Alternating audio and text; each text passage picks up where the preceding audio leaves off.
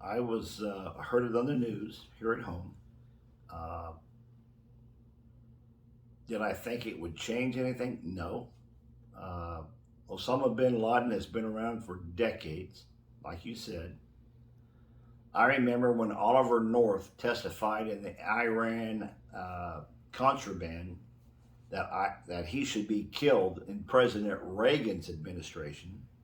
He said he was the most dangerous man in the world in 1982 or three, Wow. and nothing ever happened. And then they let it escalate and escalate and escalate, so it finally came and happened. I mean, so yeah, decades of destruction. He was an evil man. He should have been killed years ago. He never was. Political affiliations never let that happen. It's just my opinion. It's just money speaks louder than politics. That's all there is to it. Does that answer your question? Yes. On the 24th of June 2022, Roe v. Wade, the landmark 1973 Supreme Court decision that legalized abortion nationwide, would be overturned, sparking outrage over the revolutionary case.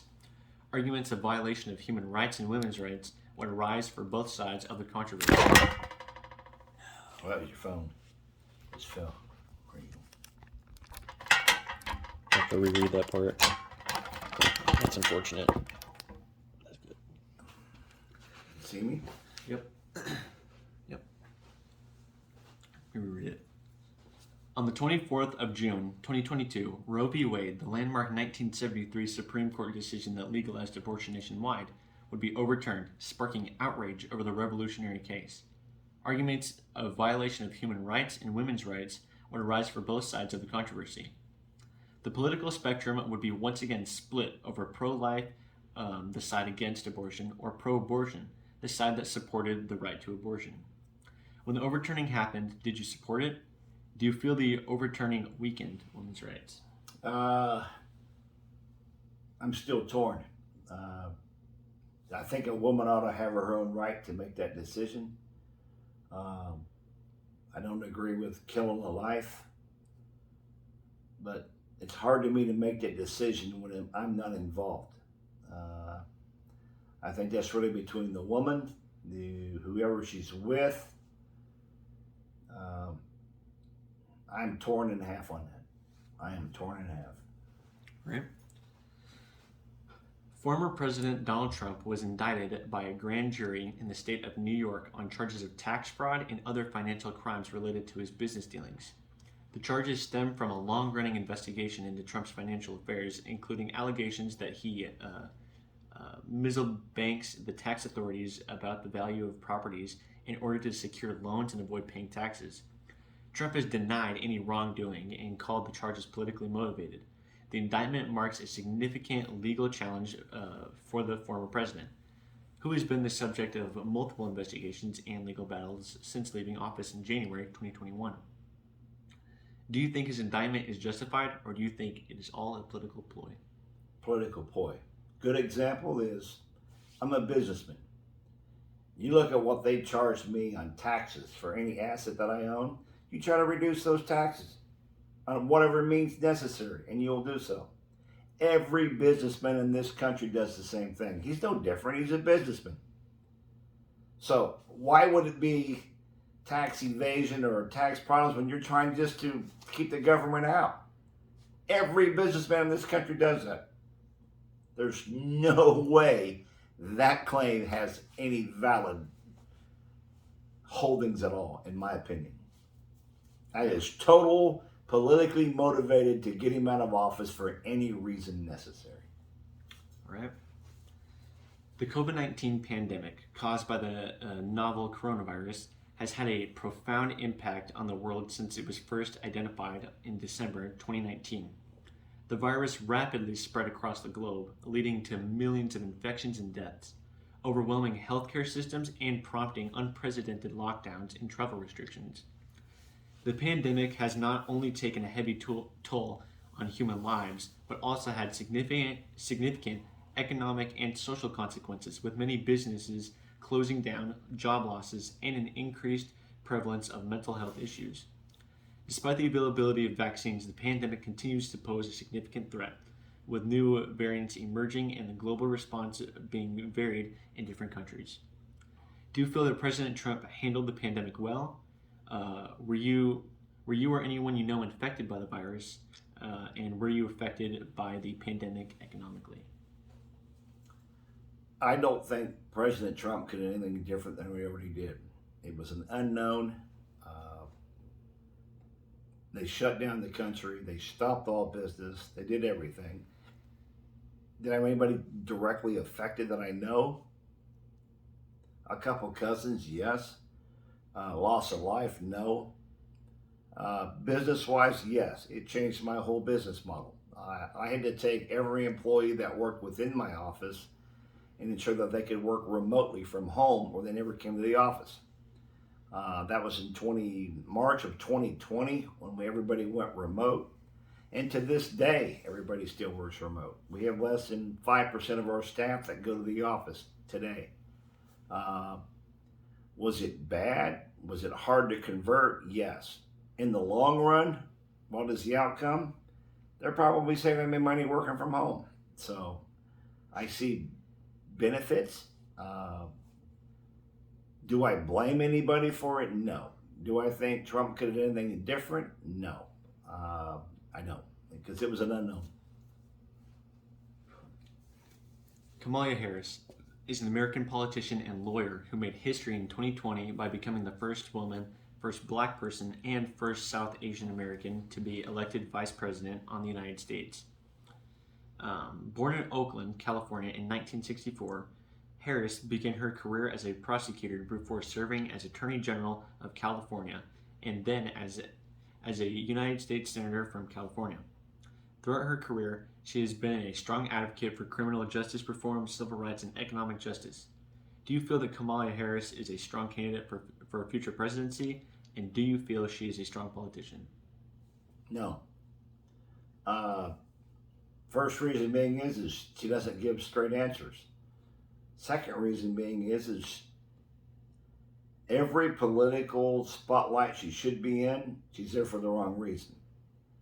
She's there not to represent what she reflects as an individual, but to reflect what she thinks her party should reflect, meaning the Democrats. I just don't think she's trustworthy. Right. Ketanji Brown Jackson is a highly respected legal figure in the United States, serving as a judge on the U.S. Court of Appeals for the District of Columbia Circuit, and also becoming the first African American woman to be appointed to the Supreme Court prior to her appointment to the bench. Jackson had a distinguished career as a lawyer, working as an assistant federal public defender and a trial attorney for the U.S. Department of Justice. Among other roles, she is widely regarded as a brilliant jurist and a champion of justice with a reputation for fairness, integrity, and a deep commitment to the rule of law. In addition to her judicial duties, Jackson has been active in legal education, serving as an adjunct professor at Georgetown Law School and as a lecturer at Harvard Law School. Do you feel Ketanji Brown was a good addition to the Supreme Court? And do you think that her appearance onto the Supreme Court marks a new milestone in equality, not just for women, but also for African Americans? Joe Biden, when he was elected during his campaign, he said, I will nominate and approve a black woman to the Supreme Justice. He said that. So who he had in mind at that time, I have no idea. She was the best candidate for it. That's how she got the job. That was a political move by Joe Biden to put her in as a Supreme Justice. Is she qualified? Maybe. I don't know. I don't know her well enough. I have no idea, but I think it's all politically motivated is the only reason she's there. Okay. Now on to our bonus questions about businessmen. Bill Gates is a technology visionary and business magnate who co-founded Microsoft Corporation, one of the world's largest software companies. He was born in Seattle, Washington in 1955 and showed an early aptitude for programming. Gates dropped out of Harvard in 1975 to start Microsoft with his childhood friend Paul Allen. Under Gates' leadership, Microsoft became a dominant force in the computer industry, with its Windows operating system powering the vast majority of personal computers. In addition to his work at Microsoft, Gates has been actively involved in philanthropy through the Bill Melinda Gates Foundation, Bill and Melinda. Yeah. which focuses on improving healthcare and reducing poverty worldwide. Gates is widely recognized as one of the most influential figures in the history of the computer industry, and his impact on technology and philanthropy is likely to be felt for generations to come. Do you feel Bill Gates forever changed the technological market, and if so, how? Yes, I do. I remember when Bill Gates came out with DOS, was the operating system for all IBM computers. He purchased the program for $80,000, got it into DOS, into IBM. His mother knew the CEO of IBM, got him a meeting, set up for a new operating system. That's where they introduced Windows. And it was a great sales tactic because Windows, at the time, IBM said, we cared nothing about software. We just want the hardware. And he said, well, I'll charge you a software license fee. And that launched Microsoft, and it turned out to be great. So I think Bill Gates and Steve Allen created a magnificent program that revolutionized everything in the computer industry for what they did. Absolutely. Right? Sam Walton was an American entrepreneur who is best known for founding the retail giant Walmart. Born in 1918 in Kingfisher, Oklahoma, Walton grew up during the Great Depression and learned the value of hard work and thrift from an early age. He started his first retail store, a Ben Franklin franchise, in 1945 and went on to open the first Walmart store in 1962 in Rogers, Arkansas. Over the years, Walton's focus on low prices, customer service, and employee empowerment helped Walmart become the world's largest retailer, with more than 11,000 stores in 27 countries. Walton's success as a businessman made him one of the wealthiest people in the world. Do you think that Walton revolutionized the grocery industry? And do you think he restarted the monopolies of big companies and brands with his predatory tactics? Did he revolutionize what was going on for? It wasn't just groceries. He revolutionized in a full department store to offer everything, whether it be automotive supplies, whether it be hardware supplies, whether it be groceries, whether it be whatever you wanted. You go to Walmart and pick it up. Did he do that? Yeah. Did he monopolize it? No. Standard Oil did that back way generations ahead of him. He followed the same model and made it work. And he was able to do it by getting away from all the policies and the government infractions of saying if you're going to monopolize something. He missed all that. He found a way around it. So I think he was an exceptional businessman for what he did. Right. Oprah Winfrey is a highly successful American media executive, television personality, and philanthropist who has made an undeniable mark on popular culture and society at large.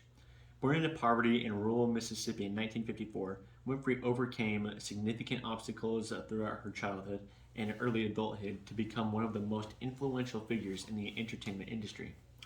She rose to prominence as the host of her own TV show and talk show, The Oprah Winfrey Show, which aired from 1986 to 2011 and became one of the highest rated and longest running daytime programs in history. In addition to her work as a media mogul, Winfrey is also known for her extensive philanthropy and advocacy efforts, including her support of education, women's rights, and healthcare initiatives around the world. How has Oprah's TV personality and philanthropy affected other TV philanthropies, and how has she changed the competitiveness of it?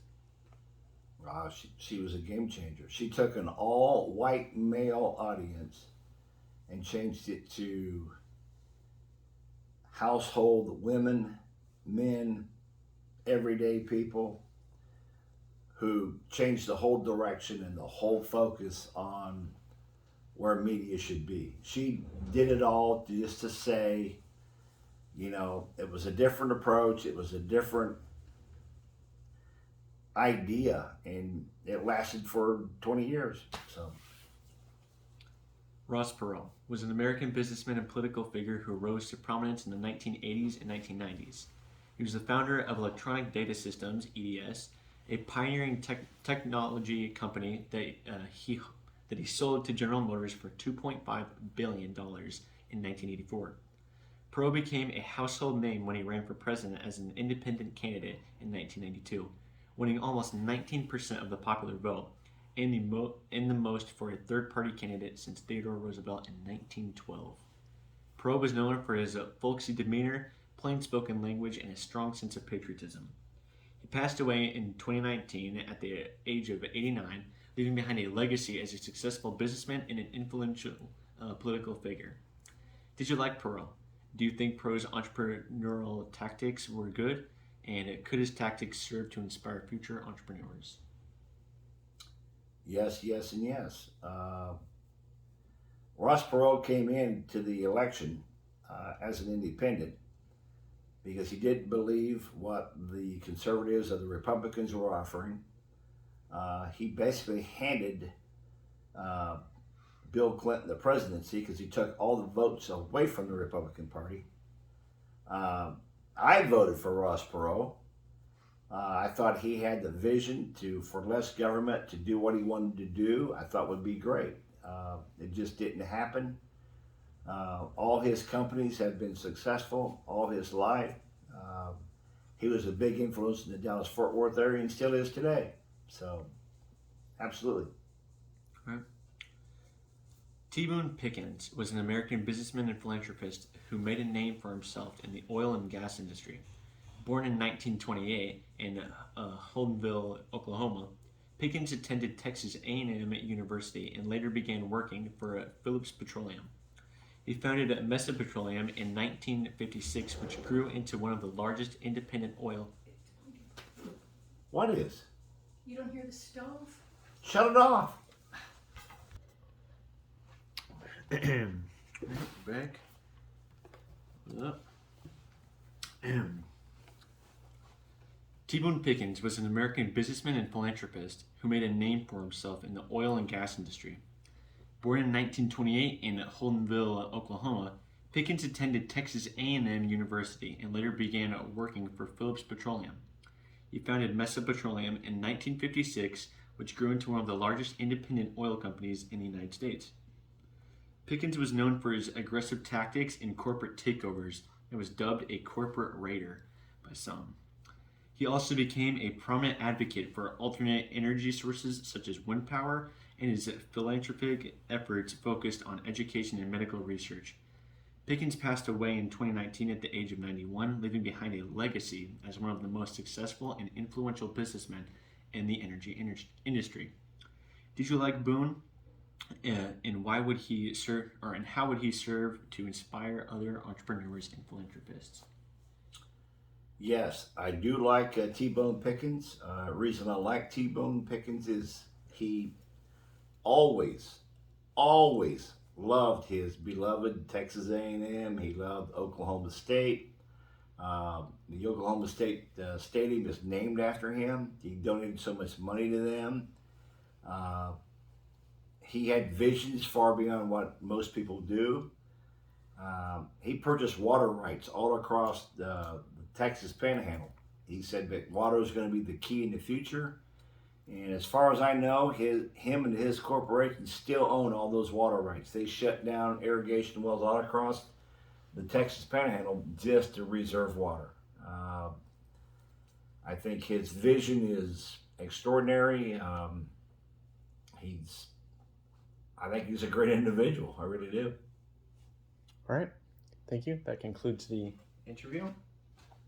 Well, thank you, sir. I Thank you. appreciate it. Yep. Yeah, we can finally end this.